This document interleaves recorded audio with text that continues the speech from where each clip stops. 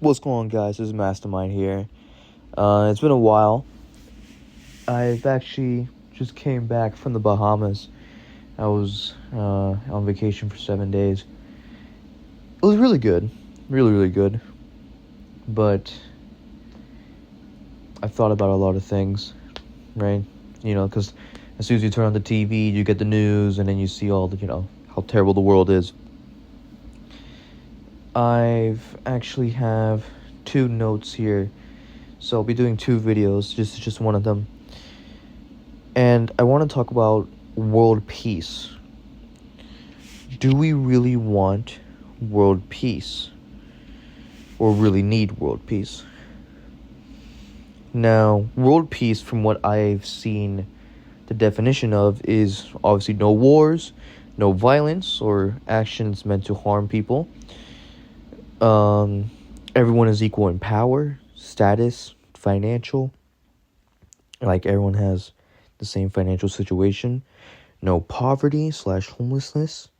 No inequality, as everyone has the same rights and freedoms. That's what world peace is defined as. And people try to, achieve world peace through having leaders talk out their problems, right, instead of fighting it. Teach people empathy and sympathy and how to settle differences in a quote-unquote peaceful manner. And the creation of global groups like the UN, the United Nations. Now, I would think that with how everything is right now, almost everybody wants world peace to a degree. Right now, I don't think I've seen... Well, you know what, never mind. I think I've seen a lot of people that advocate for war. But a lot of people don't really advocate it. I would say that's the majority of people. And I think we all know that it's pretty much impossible to achieve world peace due to human nature. But if it was achievable, I would argue that we wouldn't truly want it. Or it would be a bad idea. One way I would look at this is actually imagining having global peace. I would argue that one thing, if we were to genuinely have global peace, world peace, I would say that technological advances would decline pretty heavy. A lot of things have been made because of war. The internet is a big one, right? That's where we get into the dark web. The dark web was originally, it was pretty much the internet for the military, right? I've actually looked into what other stuff was made for war. The GPS system was made for war. A lot of surveillance systems, digital cameras, microwave ovens. That's a new one. I didn't expect that. They've been made via military funding and research. A lot of the stuff that we use in everyday life was made originally for military research. It was made for war. Granted, what makes a person attempt to invent something is more so by their just curiosity and, you could say, inventiveness. But war makes that feeling, I'll say, more prevalent. In war, inventions are made to have an advantage, whereas to have an edge over the enemy, because if you are more technologically advanced than your enemy, then you're going to win, right?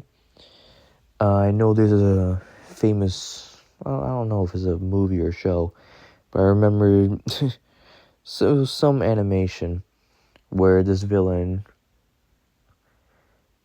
I guess he led I don't even know if it was a massacre or, trying to fall an empire, but he had a bunch of guns and went through the entire Japanese empire and just destroyed it under an hour, so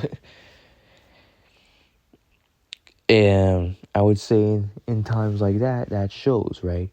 If you had a gun and you had an army of men who have guns or muskets, and you fight a army of people that only have swords, you're gonna win. You know what I'm saying? That's why the nuke or the atomic bomb, or was Hiroshima a nuke? I forgot. Was it a nuke or an atomic bomb? I think it was an atomic bomb. But regardless, right? That's why that was such a big thing back then. That was a new technology and a very destructive technology.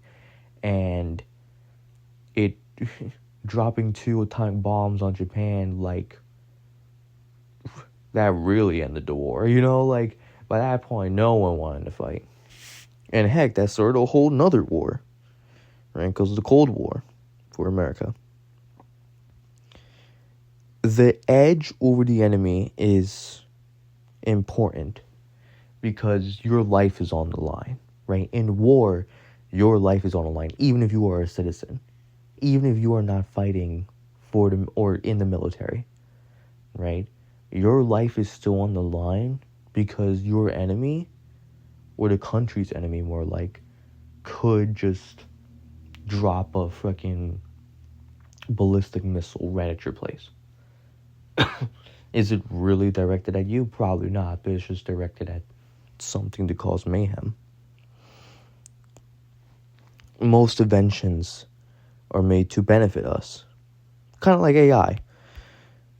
Hold on, my phone.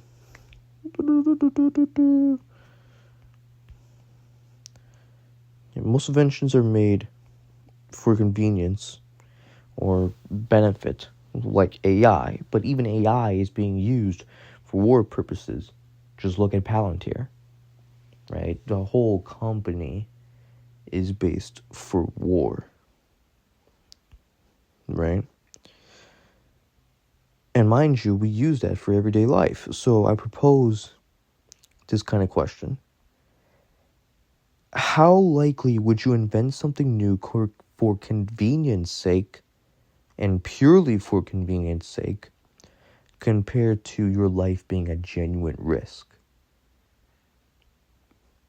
I would say that you would do anything to keep your life. You would do anything to stay alive, right? And that's to protect you, to protect your loved ones, to protect your friends, to protect the people that you care about. And as regarding for convenience, it could wait a day or two. It could wait maybe a few weeks, maybe a few months. But if your life is on the line, no, you gotta get to that right now. You know what I mean? Another thing I would say is that people are, I wouldn't want to say inherently evil, but are capable of very great evil. It's the human nature of man. We are, that now, I'm just saying we are inherently evil. I think I've mentioned this in a previous video, but there are many articles and psychological experiments like the infamous Stanford prison experiment and the Milgram experiment and plenty of other experiments that show just how evil people can be. Now, I've seen it be argued that these experiments don't experiment natural evil, but it shows a great capacity of. Me personally, I would say that lying is one of the first evils a person does. My sister, she's 8 years old, and she's been lying for, a lot. I know this because sometimes she lies just for me to get in trouble, just to shift blame. And I think that's one thing that, probably one of the first things you ever lie about. You lie to shift blame. You don't want to take the blame for certain things, and so you lie about it. So that, you don't get in trouble.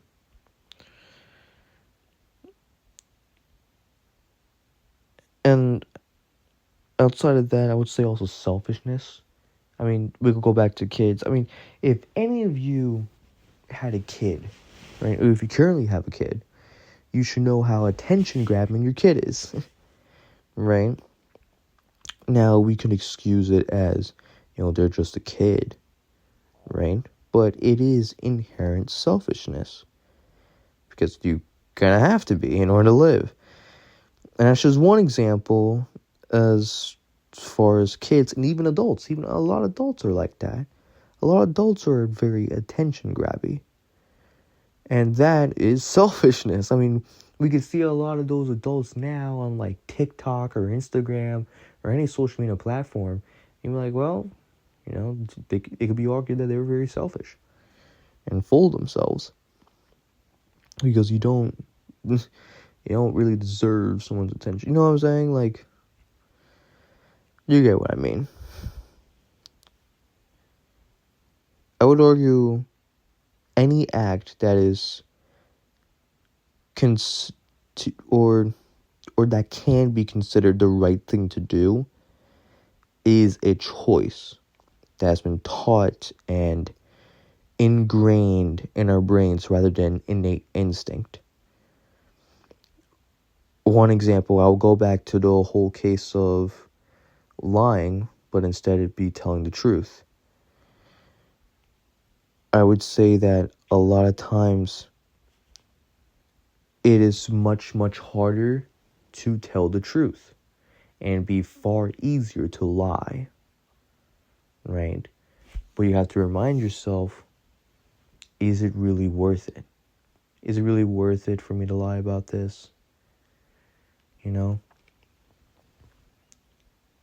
I would say that's one thing that shows natural evil within people. It's far easier to lie than it is to tell the truth at certain times, and not all the time. You just have to realize, hey, it's probably not worth it.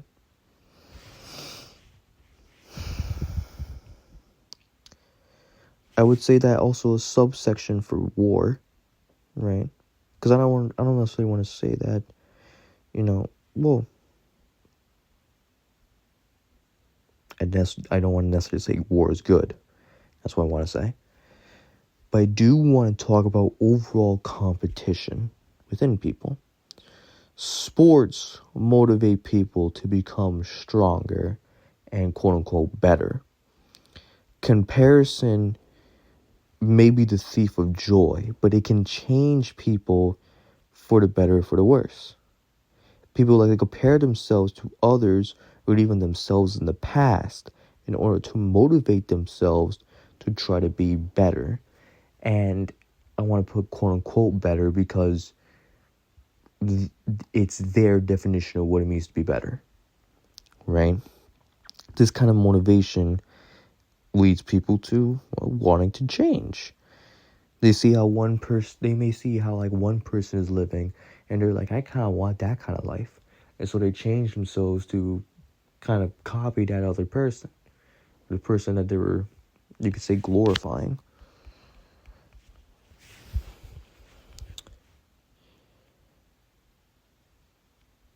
Overall, I would like to say that the world is unfair, but it is in that unfairness that people strive to get to the top, right? It's in that unfairness that people look around and be like, yeah, I should probably just focus on me. I should try to be the best version of me. If everyone was equal, we wouldn't have that much motivation to become better due to our comfort. I mean, look at communism, right? That's one thing that we could look into is communism. If everyone truly is equal like that, there wouldn't be that many scientists, doctors, inventors, etc., etc. Now we can go ahead and say, well, this is more so greed, maybe, if we were to have more doctors and whatnot.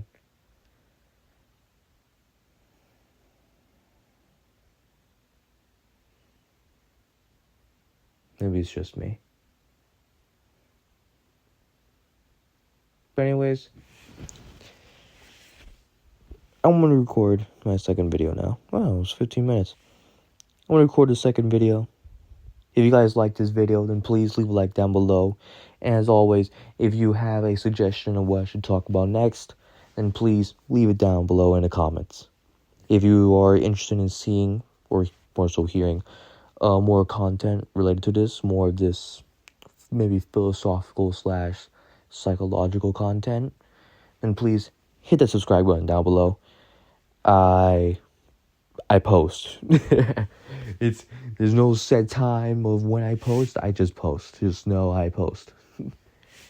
As always, thank you for watching.